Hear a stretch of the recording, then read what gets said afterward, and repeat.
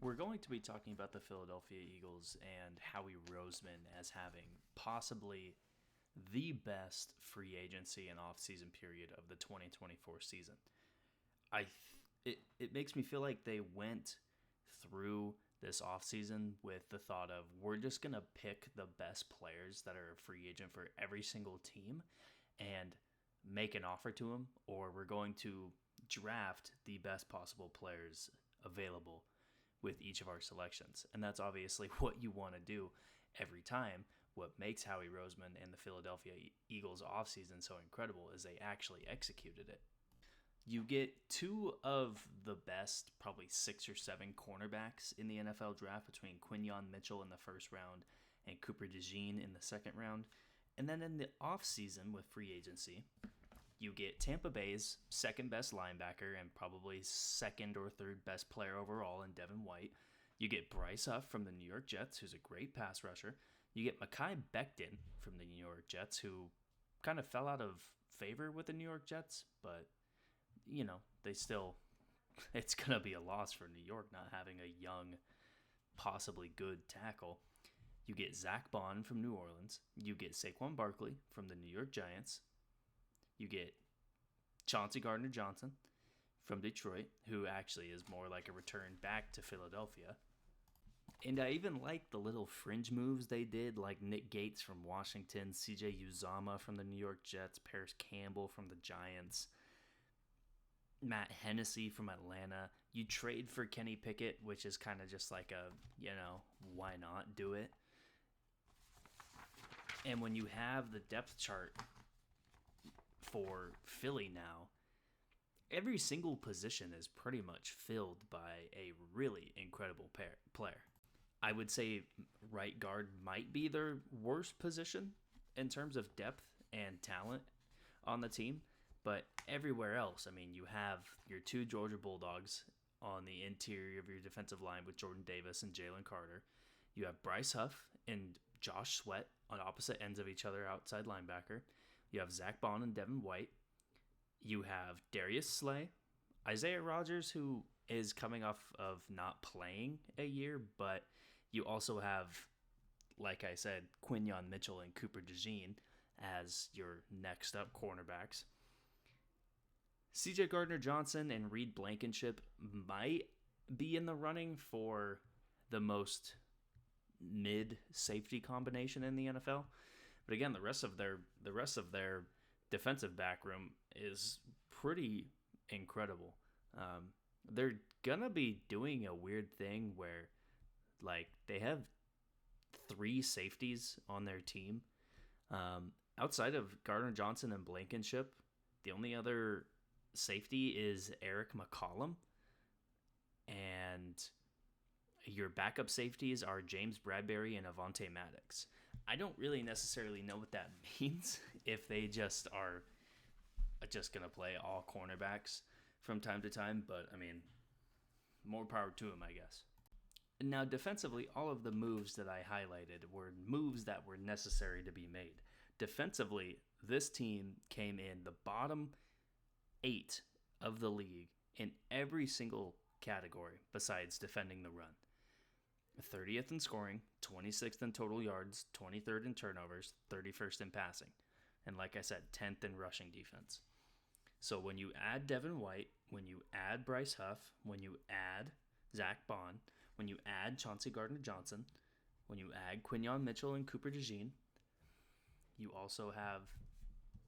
This was a team last year who defensively, a major issue for them was defending the pass. And the reason for that major issue was their secondary was pretty lackluster, and while they had talent, they were old. We can call it how it is. They were old in the secondary last year. Darius Slay is still a very good cornerback.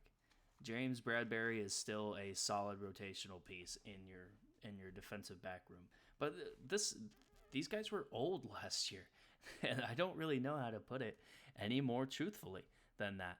And so when you add those 2 cornerbacks that you draft in the first and second round, it doesn't just add talent; it adds an influx of youth to the secondary that they desperately needed.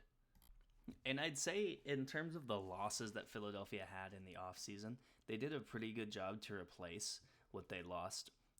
Obviously, bringing in Saquon Barkley, they do lose pretty much their entire running back room from last year between DeAndre Swift going to Chicago, Rashad Penny going to Carolina, and Boston Scott going to the LA Rams. Those are three guys who have been a main staple for, at least in terms of Boston Scott's case, he's been a staple of the Philadelphia offense for a long time now.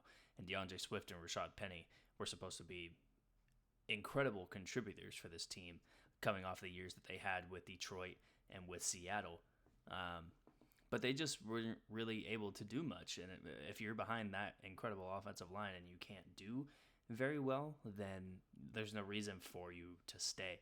And that's why I think they got Saquon Barkley, and they were fine with not keeping DeAndre Swift and Rashad Penny. And there is the trade of Haason Reddick to the New York Jets, and we're already seeing that he's holding out of New York. So I think you dodge a bullet there if you're Philadelphia, not because you don't want to pay Haason Reddick, but because you don't want to pay Haason Reddick $25+ million a year when you can replace him with guys, like I said, I mean, Josh Sweat and Bryce Huff, maybe combined, don't necessarily match the production of Haason Reddick, but when you put everything together for this defense, the money you would have had to give Haason Reddick compared to the money you were able to give other guys like Bryce Huff, like Devin White, like even other guys, like being able to have Saquon Barkley on the team, like being able to get Chauncey Gardner-Johnson back on the team. It's a fair trade if you're Philadelphia. And again, it's another incredible move from Howie Roseman to be able to trade somebody like that but still get incredibly talented players on this roster. I think there's going to be some sort of storyline throughout this year for Nick Sirianni and the Philadelphia Eagles where if Philly isn't the number one seed throughout the entire year and they don't have 14, 13 wins by the end of the season, then it's a failure and Nick Sirianni needs to be fired. I think it's hard for me to think that there's many other coaches that could come in and make Philly much better than they already have been. Yes, it was incredibly disappointing to lose by 23 points in Tampa Bay in the playoffs last year, especially when you start the year 9-0 and then you end up 11-6. It was an incredibly disappointing way to end the year. But you need to look at the history of teams who go to the Super Bowl and don't win it. This is exactly what happens to all of those teams. This year after going to the Super Bowl and losing, almost every single team either misses the playoffs or loses their first or second game in the playoffs. It is very, very difficult to get back to the Super Bowl. And the Philadelphia Eagles were just another example of it. So let's go ahead and take a look at the schedule and what it has in store for Philadelphia. So very first week, you go to Brazil to play Green Bay. I hope going forward we don't have any more games in Brazil because I just don't think we need to have that. You have Atlanta on Monday Night Football in week 2, and then you have 2 road games at New Orleans and at Tampa Bay. So if you're the NFL, you scheduled Philadelphia 3 of their first 4 weeks are away games, and one of them's in Brazil.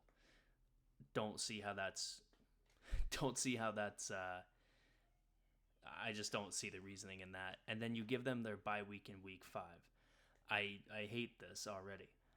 A home game after the bye against Cleveland, and then another 2 more away games at New York and at Cincinnati.